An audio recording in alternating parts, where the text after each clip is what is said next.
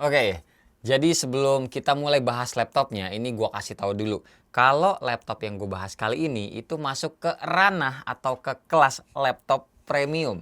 Dari namanya aja udah jelas, Asus ZenBook Flip S. Bisa di flip ya, ditekuk kayak gini dijadiin tablet, dan S, yang mana S itu adalah varian tertinggi dari seri Asus ZenBook.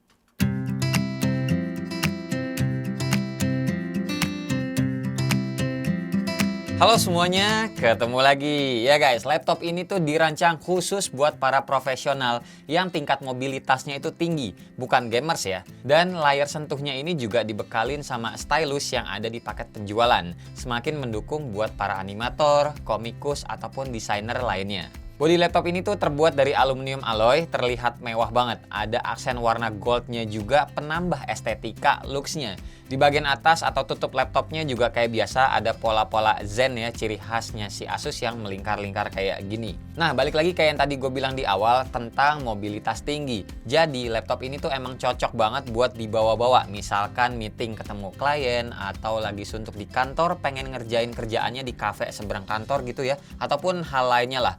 Bobot laptop ini juga nggak nyampe 1,2 kg.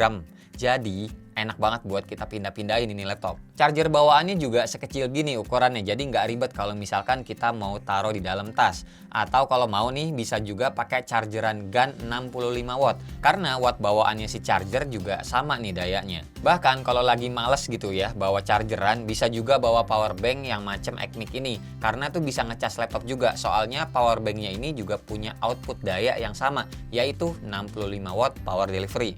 Asus ZenBook Flip SUX 371 ini tuh punya engsel modelan ergolift, jadi sirkulasi udaranya itu makin bagus. Cuma ya mesti dongak banget sih, layarnya tuh kayak begini ya.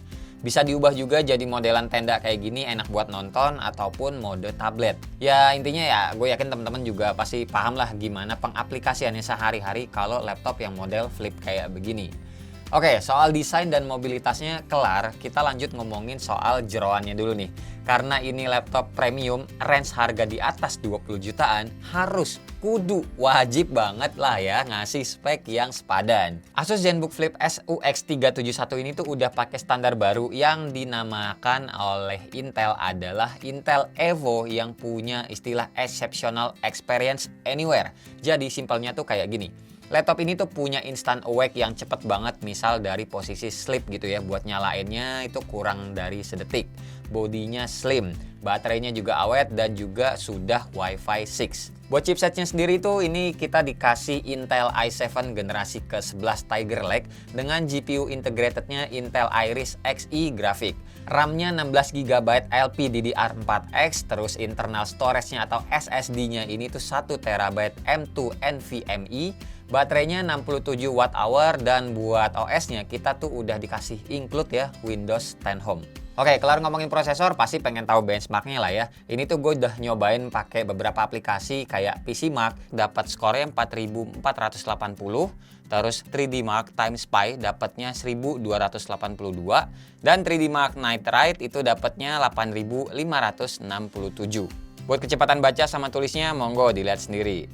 Buat pemakaian sehari-hari, buat gue pribadi nggak ada masalah sih. Terutama buat gue yang kalau biasanya tuh ngedit video ya emang biasanya tuh Full HD ya, bukan 4K. Preview editannya juga lancar dan rendernya juga nggak lama-lama banget. Tapi ya kalau soal render sebenarnya ya sesuaiin aja sih sama durasi ngedit kita biasanya ya. Buat ngedit simple Photoshop juga aman-aman aja. Paling yang gue rasain adalah experience ngetiknya aja sih nih. Perlu ngebiasain lagi, soalnya jaraknya tuh rapat-rapat banget kenanya. Kalau soal touch keyboardnya pada saat gue pencet-pencet ini kenanya empuk dan cenderung itu nggak berisik. Terus di keyboardnya juga ada LED backlit 3 tingkatan cahaya. Ngomongin touchpadnya ini tuh lebar ya, memanjang kiri kanan, dan di pojok kanannya ini kalau ditahan bisa munculin numpad.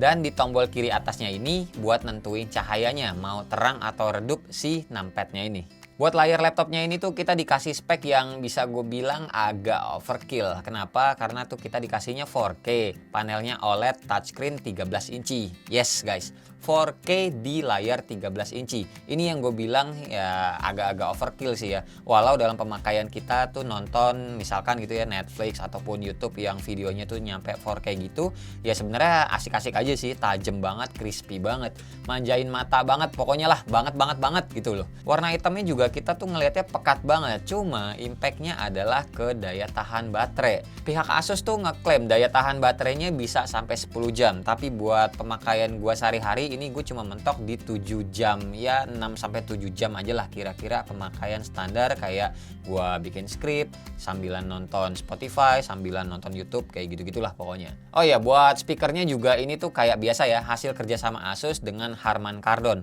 Suaranya bagus, detail, dan lumayan kencang buat laptop ukuran 13 inci.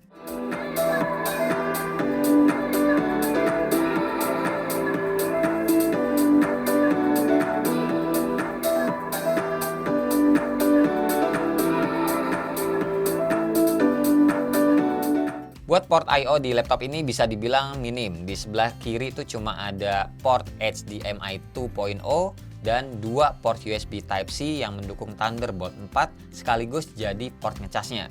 Terus di sebelah kanannya cuma ada USB-A 3.2 Gen 1 dan tombol power. Nah, buat jack audionya itu nggak ada. Tapi tenang guys, di paket penjualannya kita juga dapat kok dongle jack audio Type-C to 3,5 mm dan juga dongle buat kabel LAN. Oke, lebih lanjut lagi dalam pemakaian sehari-hari, gue tuh ngerasain panas lebih banyak berasal dari atas keyboard bagian sini. Sehingga ini laptop menurut gue kurang enak atau bahkan ya bisa dibilang nggak enak lah kalau teman-teman mau pakainya tuh sambil dipangku gitu loh. Terus layarnya juga finishingnya glossy, jadi gampang mantul kalau di belakang teman-teman tuh ada sumber cahaya ataupun ya diri kita sendiri itu bisa kelihatan banget. Terus satu lagi nih, karena ini layarnya semuanya kaca sampai ke pinggir-pinggirnya dan nggak ada bezel yang plastik ataupun besi lagi, jadi tiap kita habis buka laptopnya tuh sering banget bekas sidik jari kita tuh ada kayak begini. Baiknya sering-sering dilap aja, takutnya kesentuh juga nih webcamnya. Oh iya, soal webcam ini juga kita dikasihnya tuh ya kualitasnya masih HD sih. Fitur lainnya ada di aplikasi My Asus. Ini tuh ada yang namanya Clear Voice, dimana aplikasi ini tuh ngebantu banget kalau kita misalkan lagi meeting online macam Zoom ataupun Google Meet dan yang lain-lain kayak gitu. Suara yang dihasilkan itu terpusat dari mulut kita aja. Jadi misalkan ada noise di belakang gitu ya, itu tuh noise-nya nggak kedengeran. Terus buat unlock layarnya juga kita pakai face recognition ini yang dinamain Windows Hello. Terus kalau ngomongin stylusnya, ini juga punya 4096 pressure level atau tingkat penekanan ya. Terus ini juga pointernya kelihatan nih kalau misalkan stylusnya kita deketin sama layar, serta tekanannya juga bisa ngasilin tebel atau tipis garis yang kita bikin. Jadi bisa beda-beda kayak gini. Oke, masuk ke kesimpulan nih. Menurut gua kayak yang tadi gue bilang di awal ya, laptop ini tuh harganya nggak bisa dibilang murah. Karena target pasarnya atau target marketnya bukan untuk yang biasa pakai entry level. Kenanya tuh ini untuk yang profesional. Harga SRP-nya atau harga retailnya ini tuh kalau dibuletin aja 25 juta. Kita ditawarin performa yang oke, ngedit aman, main game ya sebenarnya ya saran gua ya game-game ringan-ringan aja sih ya. Nggak cocok pokoknya kalau buat main game-game berat.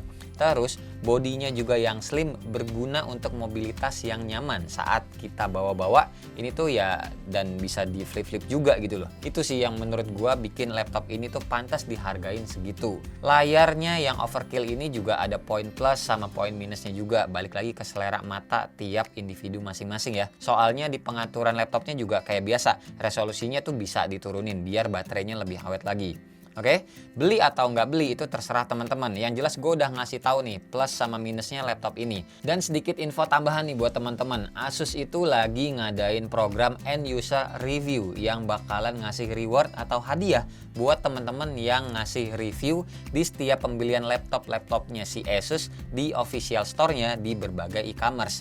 Jadi nantinya ini tuh mereka akan pantau sih, dan ya selengkapnya monggo teman-teman cek aja di websitenya Asus Indonesia nanti. Ya, paling segini aja pembahasan gua atau review gua untuk Asus ZenBook Flip UX 371. Semoga bisa berguna buat teman-teman yang emang lagi ngincer laptop ini. Segini aja video gua kali ini. Terima kasih banget buat teman-teman yang udah nonton dari awal sampai akhir. Dan seperti biasa nggak usah di like, nggak usah di share, dan nggak usah juga di subscribe channel ini kalau tidak bermanfaat. Tapi kalau bermanfaat ya silakan share juga dong ya ke teman-teman. Siapa tahu nambah pahala. Gua usah sampai ketemu di video selanjutnya. Bye bye. Cheers.